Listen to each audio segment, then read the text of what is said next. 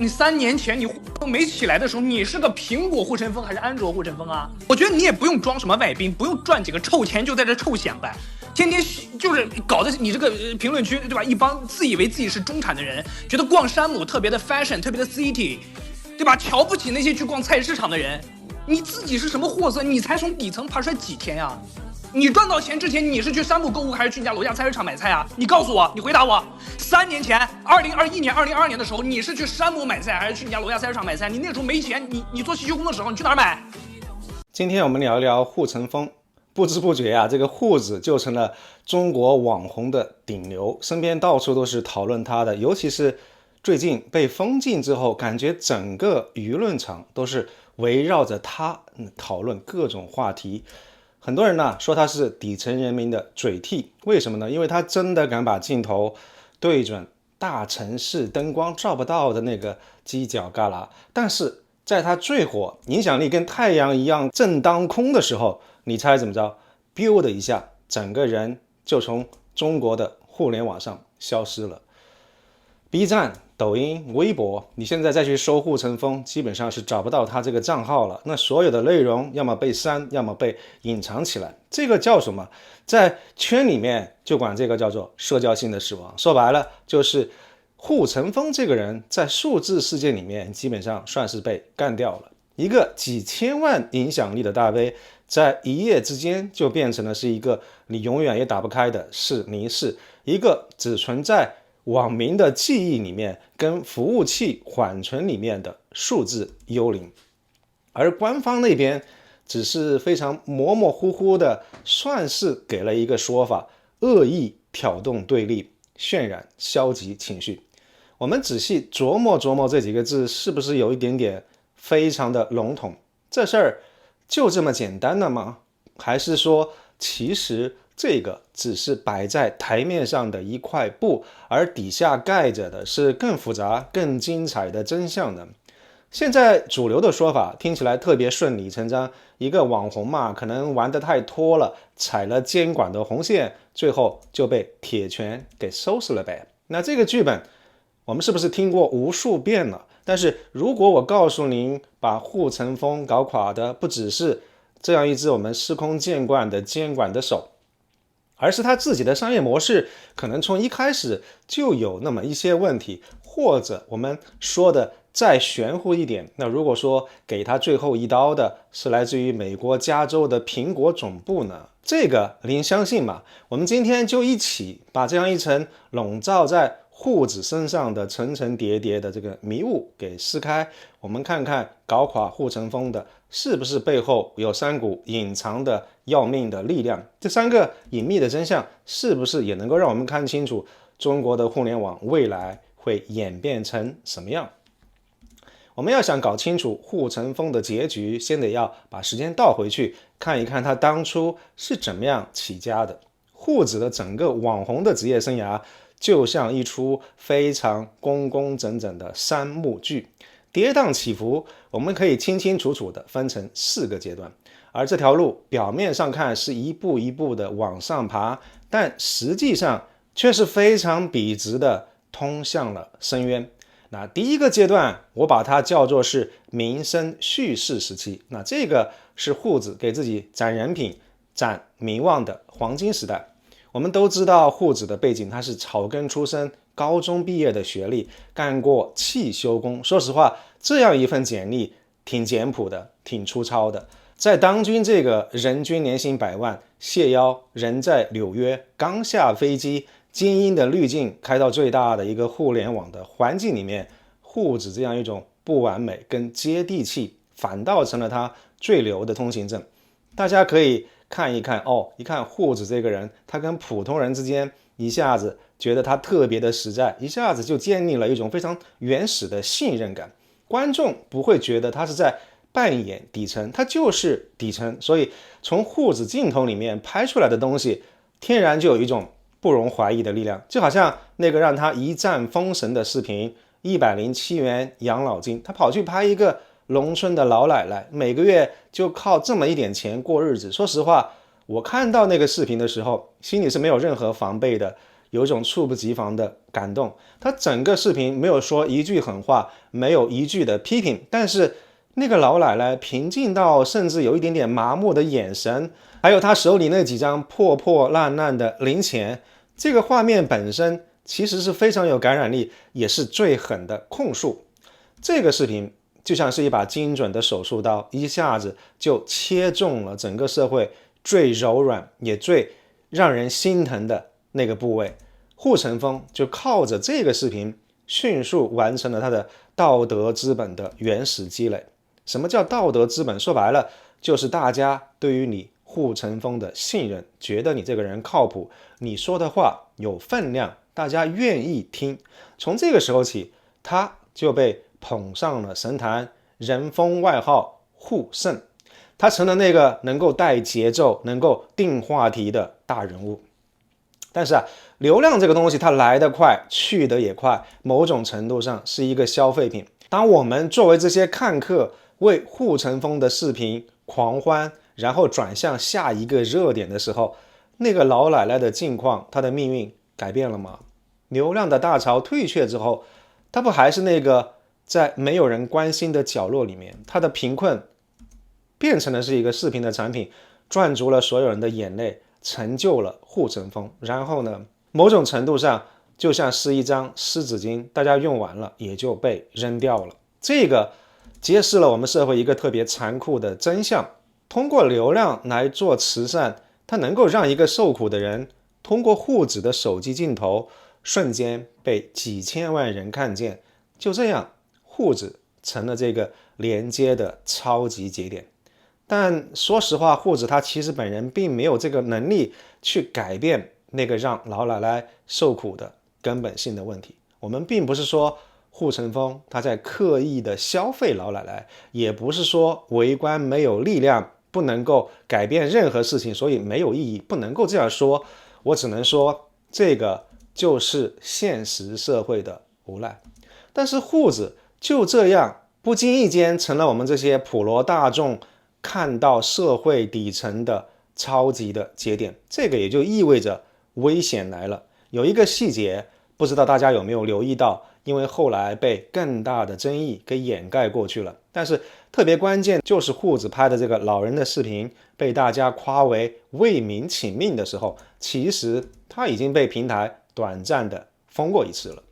这个说明什么？说明监管的雷达早就已经把它给锁定了。这是第一次警告，本来只是敲打，但结果呢，为他后来的命运埋下了伏笔。而第二个阶段，我叫它政治失足时期。那这一跤摔下去，护子再爬起来就非常困难了。时间来到2024年的4月，在一次 B 站的直播的时候，你要知道当时的这个网络环境其实已经非常紧张了，风声鹤唳。就在这个时候，一个故意来闹事来砸场子的网友，他连麦进来，用一种差不多是挑衅的口气问了那个非常关键的关于最高领导人的问题，而且是特别尖锐直接定性的政治问题。护城风的反应，我跟你说，简直是灾难级别的公关案例，也像是一次完全没有准备的一个政治的压力测试，把他心底的颜色给彻彻底底暴露了。他当时那个慌张啊，真的是肉眼可见。他立马挂断了连麦，然后花了1分多钟，用一种近乎疯狂歇斯底里的方式大骂那个故意来砸场子的人，翻来覆去就是一句话：网络它不是法外之地。后来我看到一个前微博审查员的分析，真的算是一针见血。他说，你护城风这样一种过度的戏剧化的非常夸张的反应，恰恰等同于你自己把这个问题的答案给揭晓了。为什么呢？因为它暴露了你护子内心最深处的恐惧，而这样一种恐惧本身就等同于已经默认了这个问题的极度敏感性以及那个唯一的正确答案。一个真正懂行的老玩家，要么会开一个玩笑糊弄过去，要么干脆不搭理他。但是护城风他选了一个最差的表现形式，就是把自己的恐惧展现给所有人看，还想通过表演政治正确来保命。就这一次，护城风在监管系统的档案里面就会被永久的盖上一个戳，一个致命的标签，就是政治上不可靠。从这个时候开始，护城风所有的退路都被自己给堵死了。而第三个阶段我叫做身份创造时期，那这个是一次不那么成功的产品转型时期。在经历了养老金视频被删，还有后来2次更狠的封禁之后，我想护城风他肯定要琢磨这个事情啊。他学到了2件事情，第一就是直接拍社会底层的苦难，这应该是一道红线。那第二个是直接碰触最高层的政治禁忌，这个是绝对的红线，是政治上的高压线。所以这就像是来到了一个十字路口，在无奈之下，护城风必须要做一个选择。那既然深刻的社会问题不能够直接讲，那么我或许能够尝试转型一下。在经济不好的时候，很多的中产他们可能会经历了一个非常痛苦的时期，心里会特别的焦虑，怕自己从现在的这个阶层滑下去，特别需要找到一种身份的认同。所以我们看到护指他推出了作为网红商业生涯里面最成功但却也是最致命的一个产品，所谓的苹果人跟安卓人。它非常简单粗暴的把人分成2类，用手机的品牌来给你贴标签，来给你划分阶级。那这一下子它就从一个原本关注社会底层的社会的良心，堕落成了一个贩卖阶级身份标签跟焦虑的这么一个人。用苹果的都是些什么人？开特斯拉的是不是瞧不起开国产车的？你用安卓，说明你的认知有问题。那所有这些话题像病毒一样，一下子就把整个社会的网络给点着了。护城风的直播间从一个看社会的窗口变成是一个情绪的斗兽场，他给他的铁粉提供了一个可以名正言顺去嘲笑、去鄙视别人的网络角斗场。而那些高额的打赏实际上是买门票的钱，粉丝每打赏一次都是在为自己的阵营投票，而跟对面的阵营来示威。或者他甚至开始接活，一条2999块钱给客户拍视频，那祝福人家越来越苹果。据说他1个月就能赚60多万，或者是彻彻底底的成功了，他的生意好得不得了。那就这样，护城风把非常复杂的社会经济的问题简单粗暴的转换成了因为你用什么牌子的消费品，然后从这样一种对立里面大把大把的捞钱。但与此同时，也有一些场景在他的直播间里面反复的上演，比如说从3、4线来的这个年轻人打电话进来，非常诚恳的想要连麦向他请教问题，但是结果呢，被护城风用一堆歪理邪说、偷换概念，当着几十万人的面公开的羞辱，而这个年轻人的尊严就这么被剥夺了，成了主播人间清醒人设的又一个祭品。那这个过程本质上是什么？就是古代的游街示众嘛，通过羞辱一个阶级低于你的一个外人，能让自己的小圈子感觉更牛逼、更团结。那这样一种靠撕裂社会来赚钱的商业模式，让护城风赚疯了。但是他可能没有意识到，这根本不是什么成功的转型，他也没有安全的着陆，这个基本上是在饮鸩止渴。他的行为其实性质已经发生了根本性的改变。从同情底层到公开的商业化的去嘲讽跟分化大众，这一步把他赖以生存的社会基础给彻底毁掉了。护城风或许天真的认为，只要不碰触那几个敏感词，把中国社会的阶级矛盾包装成消费品牌之争，监管就拿他没办法。但是他犯了一个最致命的错误，他以为监管只是讨厌某些敏感词，但他其实根本没有理解，监管从根子上要弄死的就是挑动群体矛盾这样一种行为本身。护城风从一个原本讨论社会现象的人，变成了一个制造社会矛盾的、激化身份对立的人。他亲手造了一把特别锋利的刀，而这把刀不再指向某一个抽象的权力阶层，而是开始把整个社会，把我们这些普通人切成一块一块的，让大家互相仇恨、互相攻击。而第4个阶段，我觉得是监管收网时期。这个阶段让护指的网红生涯灰飞烟灭。2025年9月22号，中央网信办的公告说要搞清朗专项行动。但其实在2天以前，护城风所有的这个社交媒体的账号就已经被非常精准的干掉了。所以我们看到这个动作又快又狠，然后协调一致，行动的范围也非常的广，这里面不会是哪一个平台他们自己单独的决定，肯定是来自于更高层的统一的指令。这就像一次外科手术，精准切除，不留痕迹，不给解释，只让你看到结果。我们刚刚剖析的这样一条护子作为网红的职业发展的时间线，把他走的每一步都看得清清楚楚。当护子完成了致命的3级跳之后，监管的耐心终于消失了。但是这个还不是故事的全部，光是挑动对立就能够引来这么狠的打击吗？这里头其实藏着我们要聊的下一个部分，就是隐藏的真相。我们必须要换位思考一下，站在监管者的角度来看，他们的核心任务是什么？是维稳2个字。那对于稳定来说，最大的威胁是什么？是老百姓偶尔抱怨一下体制的问题吗？不完全是。一种更让他们害怕的是社会本身散架了，是老百姓跟老百姓之间他们先掐起来了。说的学术一点，是社会的原子化。我们可以设想一下，护子早期拍那个107块养老金的老奶奶，我们看完之后心里肯定会不舒服。我们矛头指向的是谁？是一个很抽象的体制。那这样一种矛盾是从下到上的，是纵向的。这就好像是一栋楼外墙它有了裂缝，虽然不好看，但暂时来看这个楼的根基还在，不至于有迫在眉睫的风险。而这样一种矛盾，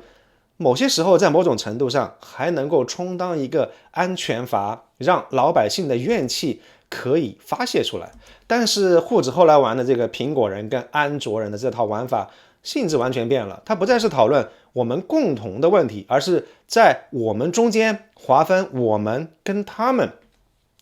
它是直接把仇恨的矛头指向了我们身边的每一个人，你的同事、你的同学，甚至你的家人。这样一种矛盾是平行的，是横向的。这个就不是批评的墙皮，这个是在拆掉你的承重墙，它是在瓦解我们这个社会最基本的信任跟人与人之间的连接，它让本来可以团结起来的人会陷入无休止的内斗。所以在维稳的逻辑里面，一个撕裂社会的人比一个批评体制的人要危险的多得多。护城风后期的这些直播本质上是一台冲突变现的永动机，而且这样一台机器还跟平台的算法产生了某种非常致命的化学反应。我们看到它通过直播间来制造对立，而算法一看，这种冲突特别好，非常有看头，所以就会奖励它更多的流量。而流量变大了以后，对立会更加的激烈，算法一看，更好了，给了它更多的推荐。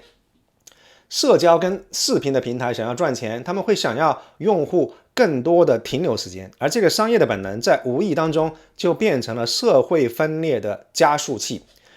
激化冲突，收获流量，赚到大钱，再去激化一个更大的冲突，由此就形成了一个恶性的循环。这样一套系统跟算法就好像滚雪球一样，最后直接把护子推到了监管的枪口底下。我们如果再回头看中央网信办的那个公告，简直就是照着护子写的罪状的清单。在监管层的眼里面，护城风它已经是一套高效制造社会对立的一个扰乱社会情绪的病毒的根源，而把这个源头拔掉，比删除掉无数的帖子要高效得多。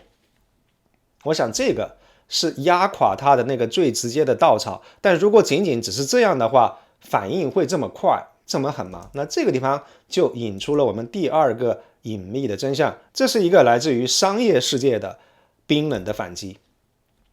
在整个护城风搅动的风暴里头，其实有一个角色一直没有怎么说话，但是在哪儿都能看到他的影子，这个就是以苹果公司为代表的商业巨头。我们必须要明白一件事情，像苹果这种高端的商业品牌，它每年在中国会砸多少钱呢？一定是100亿级别的。他们要创造一个什么样的品牌形象？是创新，是品味，是成功。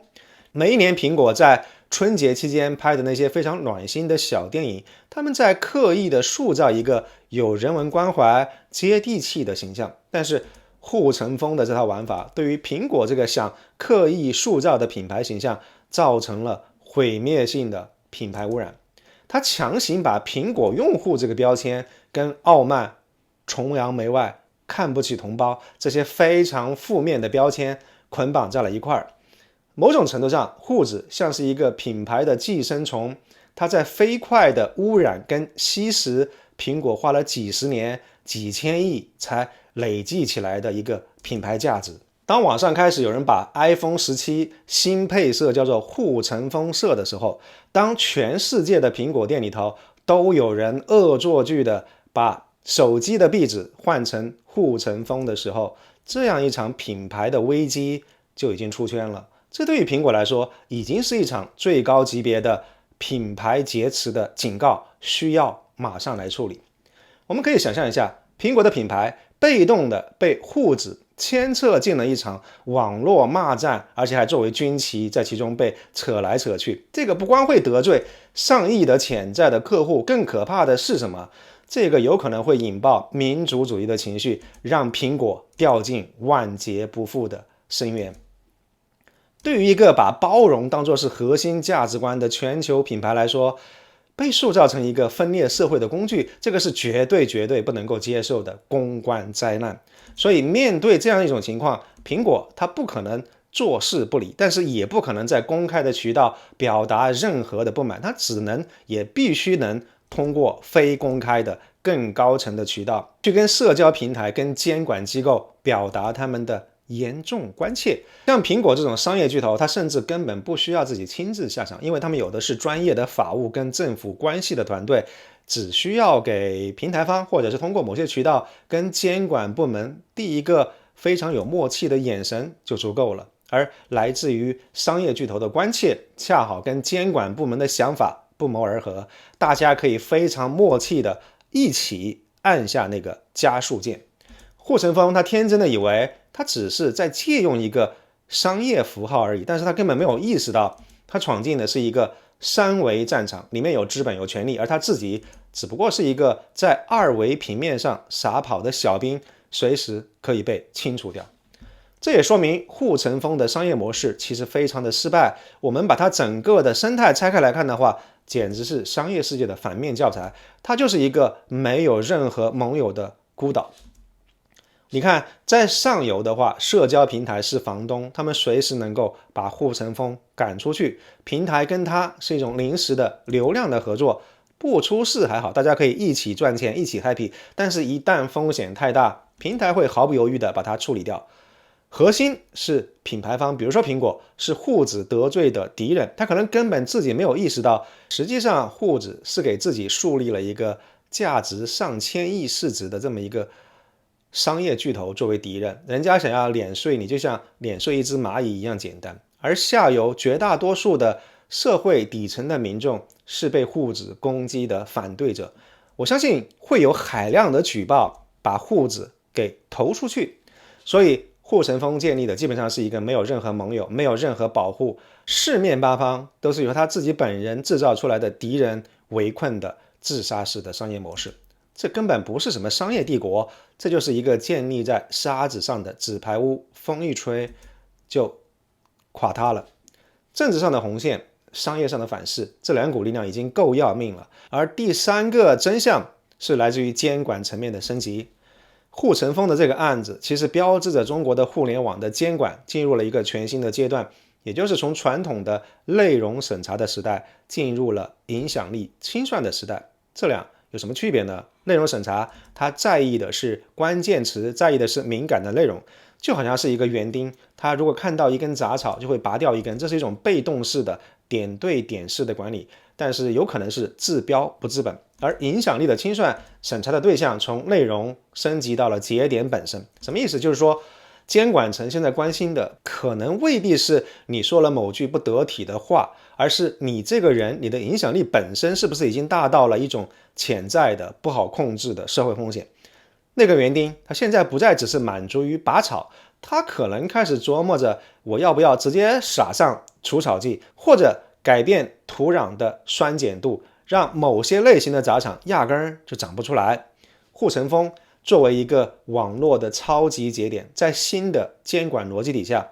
它这个风险源本身的存在就是一个问题。监管的思路可能会从打地鼠变成了切除病灶，而这样一种新的变化也就意味着影响力本身可能会从一种资产变成一种负债。当你的影响力大到可以系统性的去调动社会一群人的情绪的时候，你就已经从一个传统的内容创作者变成了是一个潜在的社会不稳定因素，不管你最开始的出发点到底是什么。而护城风，我猜他可能根本没有这种风险意识，因为他在一场必须分出你死我活的零和博弈当中，主动选择了让自己变得最脆弱。什么叫零和博弈啊？意思就是我赚的一定是你亏的。护城风它后期的商业模式本质上就是一场跟平台、跟品牌、跟大众、跟监管的零和博弈，它注定要被整个系统联合起来给绞杀掉。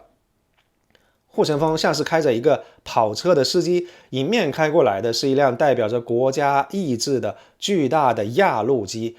护城风他选择的策略是我不转弯，他赌对方不会为了他这么一个小角色真的下狠手，但是他完全搞错了逻辑。在这个游戏里面，压路机根本不在乎前面是一辆跑车还是一小块石头，压路机的唯一目标就是让这样一条路绝对的平整，绝对的安全。所以它的最佳策略永远是把任何危险驾驶的车辆彻底碾碎。在这场博弈里面，护子的结局从一开始就是注定的，所以我们看到他没有任何的后备方案，他的生意100%都压在主流的社交平台上，他做着最高风险的内容，他没有杠铃的策略，也就是说你得一边投一点极度安全的，一边投一些极度风险的。最终的结果我们都看到了，护子它唯一的这样一根商业的支柱被抽走之后，整栋大厦就瞬间垮塌了。所以说护子本次被封掉根本不是什么预测不到的黑天鹅的事件，风险是明摆着的。这其实是一头灰犀牛，一个概率极高、冲击力巨大，但是他自己假装看不见的庞然大物。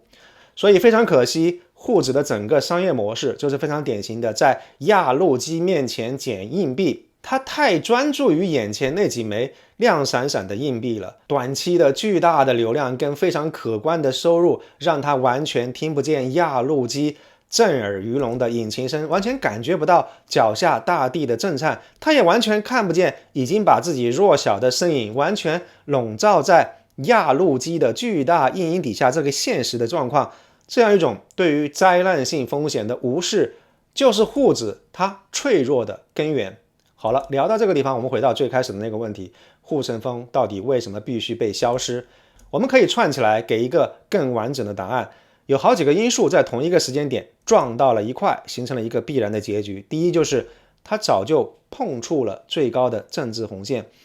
他把自己所有的安全的空间给玩没了，他成了一个待处理的高危人物。第二个就是他后期搞的那样一套阶级对立的玩法，严重的威胁到了社会稳定这个核心的利益，还引来了大公司的反击，这个让他从待处理变成了需要立即处理。而第三个，所有的这一切又刚刚好恰好发生在一个大的背景底下，就是监管的逻辑可能已经从审内容全面升级到算总账。护城风的案例最终揭示了一个特别深刻的影响力悖论。在传统的生意经里面，影响力是宝贝，是核心资产，但是在护子的这个商业模式里面，影响力变成了一种放射性的资产。当你的影响力大到一定的程度，能够成为社会现象的时候，它就从商业资产变成了沉重的政治的负债，然后很快就会到达临界点，触发了自我的毁灭。护子影响力在过去一段时间的疯狂的增长，本质上就是在走向灭亡。护城风的商业模式其实是一种社会情绪的套利，什么意思呢？不管他本人是不是真的有这个意识，或者是有意这样去做，但是当今的中国社会的确存在阶层的焦虑、鄙视链，而这里面就有价差，就有套利的空间。护子通过制造阶层对立，把这样一种情绪放大、打包，再出售金融上的套利，最后能够让市场更健康。但是护城风这样一种社会情绪的套利，只会不断的撕裂社会共识，加剧社会的对立，最后造成整个商业环境的毁灭。所以任何一个健康的社会系统最后一定会把这样一种搞破坏的套利者给清理出去。护城风的故事是一个时代的缩影，它告诉我们，在中国互联网这个江湖里面，流量可以是蜜糖，但也可以是穿肠的毒药；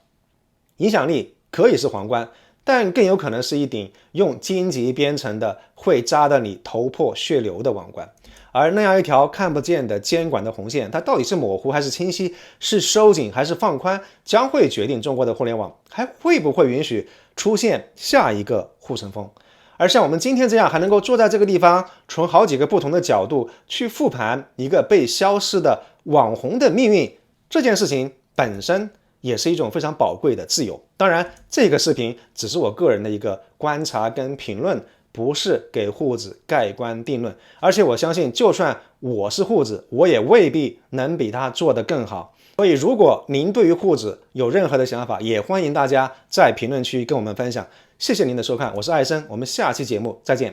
凭什么你一个恶毒的汉奸他妈能年入100万？我那么善良那么爱国，只能1个月挣3000。你这个人怎么跟我这个人似的？你烦不烦呐？就是你不配拿这钱，懂吗？不是，我又没从你，我又没挣你的钱。你要说你给我刷礼物了，是吧？你说你不看就行了吗？怎么整天遇到这种人呢？你不看就行了，你拉黑我。但你这种恶毒人、低素质的人就不配拿这钱。你这低道德、低素质，请你不要道德审判我，对不对？你认为我低道德、低素质，这是你的个人观点，这不是事实啊！你要分得清什么叫观点，什么叫事实。这就是事实，这就是事实。这哪里不是事实？你发了什么言论，谁才会给你送礼物？你自己心里清楚。这是你的观点，这不是事实。举个例子，什么叫事实？这个衣服是黑色的，这个叫事实。什么叫观点？我认为这个衣服不好看，这个叫观点。你连事实和观点都分不清楚，我不知道你是受的什么样的教育。你是汉奸是事实，我是爱国是事实。你连最为什么汉奸能挣那么多钱，爱国就只能1个月3000？你说我是汉奸，这个是你的观点，这是事实，这不是观点。你自己发表什么言论，你自己心里清楚，那些言论还不是汉奸。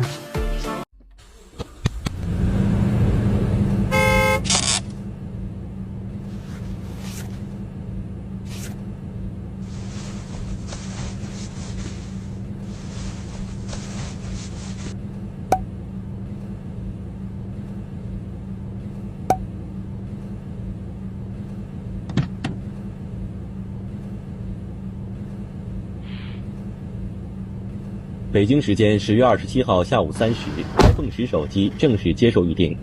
开放预定几分钟之后，发货日期就从最早的11月3号推迟到5至6个星期之后。也就是说，特斯拉 CEO 埃隆·马斯克在当地时间28号晚间举行的新款 Model 3交付仪式上，将首批 Model 3正式交付于首批车主。